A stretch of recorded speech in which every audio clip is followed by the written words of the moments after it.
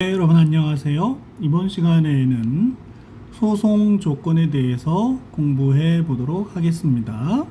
먼저 소송 조건의 의의입니다. 소송 조건은 전체로서의 소송이 성립, 유지, 발전하기 위한 기본 조건이다. 이렇게 정의 내릴 수 있겠습니다. 핵심적인 내용은요. 결국 법원이 실체 심판을 할 수 있는 전제 조건이 되는 것이죠. 예를 들어서 친고죄에서 피해자의 고소가 있어야 법원은 실체 심판을 진행할 수 있게 되죠. 그래서 친고죄에서 피해자의 고소가 소송 조건이 되는 것이었습니다. 이에 나아가서 수사 중인 사건에서 소송 조건 흠결이 확인이 되게 되면 사법경찰관은 불송치 결정을 하게 되고 검사는 공소권 없음 처분을 하게 되죠. 그와 같은 근거가 되는 것도 바로 소송 조건이 결여됐기 때문인 것입니다. 즉 전체 형사 절차의 진행 조건으로서의 의미를 가진다. 이렇게 의미가 확장된다고 볼 수 있겠죠. 소송 조건에 관해서는 유추해석 금지 원칙이 문제가 될 수 있는데요. 형벌법규를 해석함에 있어서 문헌에 가능한 의미를 벗어나게 되면 유추 해석으로서 죄형 법정주의에 위반되지 않습니까? 그래서 위법성 및 책임 조각 사유 그리고 소추 조건 등 가벌성 규정에 대해서 제한적으로 유추 적용하는 것은 행위자에게 불리하게 거꾸로 가벌성의 범위를 확대하는 결과를 초래하기 때문에 허용될 수가 없게 되는 것이지요. 이와 같은 소송 조건을 분류하면 다음과 같이 몇 가지 기준에 의해서 분류해 볼 수가 있습니다. 일반 소송 조건과 특별 소송 조건으로 나누어 볼 수가 있는데, 일반 소송 조건이라는 것은 일반 사건에 공통적으로 필요한 조건을 말합니다. 예를 들면 법원에 관할권이 있어야 된다든지 재판권이 있어야 되는 것은 일반 사건에 공통적으로 요구되는 것이지요. 그에 반해서 특별소송 조건은 특별한 사건에만 요구되는 조건입니다. 예를 들어서 친고죄에서 고소가 있어야 한다. 반의사불벌죄에서 처벌 불원 의사표시가 없어야 한다는 것은 친고죄나 반의사불벌죄와 같은 특별 사건에만 요구되는 조건이지요. 두 번째로 절대적 소송 조건과 상대적 소송 조건으로 구별해 볼 수도 있습니다. 절대적 소송 조건이라는 것은 소송의 성립이나 유지, 발전을 위해서 반드시 갖추어야 하는 기본 조건이 되는 것이죠. 법원이 절대적 소송 조건은 직권으로 조사를 해야 합니다. 대부분의 소송 조건은 이와 같이 절대적 소송 조건에 해당이 되는데요.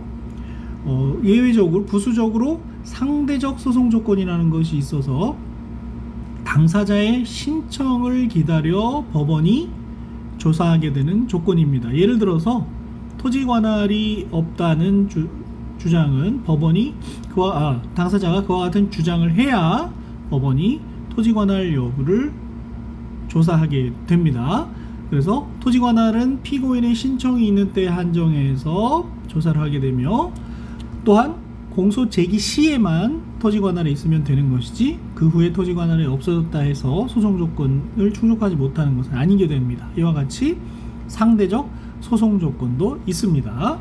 한편 적극적 소송 조건과 소극적 소송 조건으로 분류해 볼 수도 있습니다.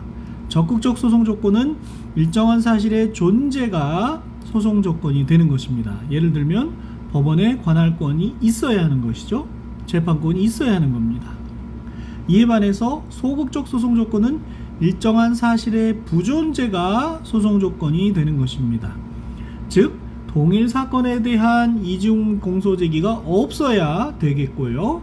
공소시효가 완성되지 않았어야 되는 거죠. 즉 부존재가 소송 조건이 되는 것을 소극적 소송 조건이라고 부르는 것이죠. 판례의 내용을 보면요, 반의사불벌죄에서 처벌을 희망하지 않는 의사표시의 부존재, 즉 처벌 희망 의사표시가 있다는 것이죠. 이것은 소극적 소송 조건에 해당하므로 직권 조사 사항에 해당합니다. 소극적 소송 조건이기도 하고 절대적 소송 조건이기도 해당하기도 해서 직권 조사사항에 해당한다. 이렇게 이해를 해야 되겠고요. 네 번째로 형식적 소송 조건과 실체적 소송 조건으로 분류해 볼 수도 있습니다. 형식적 소송 조건이라는 것은 절차면에 속하는 소송 조건이고요. 저희가 소송 절차의 절차면과 실체면을 공부한 적이 있지요. 형식적 소송 조건이 결여가 되게 되면 공소기각 판결이나 결정 또는 관할위원회 판결 사유에 해당하게 되고요. 예를 들면 친고죄에서 고소가 취소되었다. 또는 일반 사건에서 피고인이 사망했다. 또는 관할 위반이다. 이렇게 되면 형식적 소송 조건이 결여가 됐기 때문에 고소가 취소된 경우에 공소기각 판결, 피고인이 사망한 경우에 공소기각 결정, 관할 위반의 경우에 관할 위반 판결 이렇게 되겠지요. 다음으로 실체적 소송 조건은 형사 절차, 소송 절차의 실체면에 속하는 소송 조건이라고 하겠습니다. 실체적 소송 조건이 결여가 되면 면소 판결 사유에 해당이 됩니다. 즉 거꾸로 말하면 면소 판결 사유는 실체적 소송 조건이다. 이렇게 할 수 있는 거죠. 예를 들어서 확정 판결이 있는 경우, 또 공소시효가 완성된 경우 등에는 실체적 소송 조건이 결여가 되어서 면소 판결한다. 이렇게 설명할 수 있는 겁니다. 확정 판결 유무를 판단하려면 사건의 실체를 어느 정도 심리해야 되기 때문에 그와 같은 명칭이 붙었다. 이렇게 얘기할 수도 있겠습니다. 소송 조건의 조사 및 판단에 관한 내용인데요.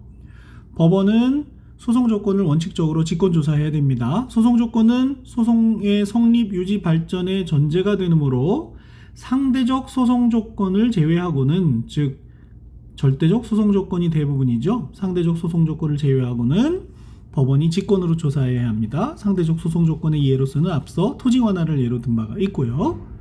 소송 조건의 유무는 절차의 모든 단계에서 직권으로 조사되어야 하는 것이 원칙이죠. 절대적 소송 조건에 대한 설명이라고 할 수 있겠습니다.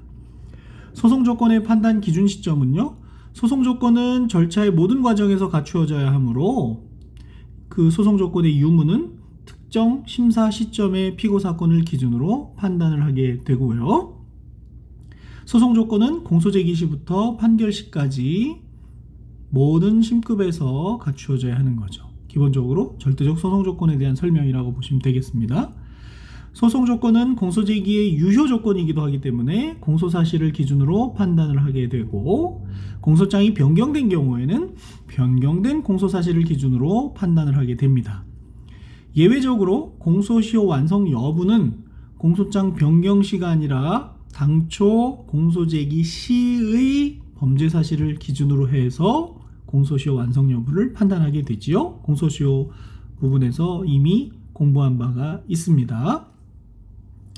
소송 조건의 증명에 대해서 살펴보면, 소송 조건에 대한 증명은 실체법적 범죄 사실이 아닌 소송법적 사실에 대한 것이기 때문에 법원의 재량에 의한 증명, 즉 법으로 정해져 있는 엄격한 증명이 아니라 자유로운 증명으로 충분합니다. 엄격한 증명과 자유로운 증명의 보다 정확한 내용에 대해 구체적이고 정확한 내용에 대해서는 증거법에서 다루게 되겠습니다.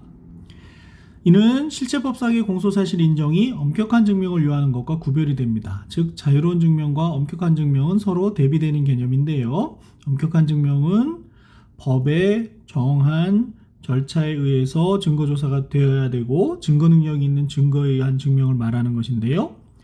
그와 같은 요건 중에 둘 다 또는 한 가지를 요구하지 않는 것이 자유로운 증명입니다. 나중에 증거법에서 보다 자세하게 다루게 됩니다. 소송 조건이 흠결되면 그 법적 효과는 어떻게 될까요? 첫째, 형식 재판에 의한 종결을 하게 됩니다. 법원에 소송이 계속된 사건에 소송 조건이 없으면, 흠결되면 유죄 또는 무죄의 실체 심리 없이 형식 재판으로 종결을 해야 되는 것이죠. 제가 전국 재판의 여러 가지 분류 중에서 내용에 따른 분류, 형식 재판과 실체 재판을 수업 시간에 여러 번 강조한 바가 있습니다. 형식적 소송 조건이 결여가 되면 관할 위반의 판결 또는 공소기각의 판결, 공소기각의 결정을 선고하게 되는 거지요. 그 각각의 조문은 319조, 327조, 328조 등에 있습니다. 앞서 설명한 바와 같이 친고죄에서 친고죄에서 고소가 취소되었거나 하면 327조 2호에 의해서 공소기각을 하게 되고요. 피고인이 사망하게 되면 328조 2호에 의해서 공소기각 결정을 하게 되는 거죠. 법원에 관할이 없게 된 게 되면은 319조에 의해서 관할 위반 판결을 하게 되는 것입니다. 한편 실체적 소송 조건이 결여가 되면 앞서 공부한 같이 면소 판결을 하게 되는데요. 326조의 형사소송법 326조에 규정을 하고 있습니다.